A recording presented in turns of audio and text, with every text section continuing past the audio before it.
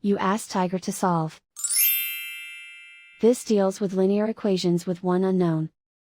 The final result is x equals 56. Let's solve it step by step. Simplify the expression. Group like terms.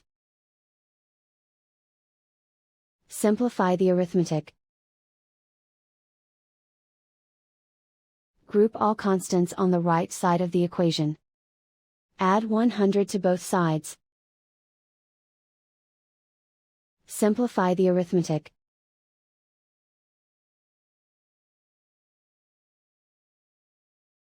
Isolate the x. Divide both sides by 2. Simplify the fraction. Find the greatest common factor of the numerator and denominator. Factor out and cancel the greatest common factor. And so the final result is x equals 56.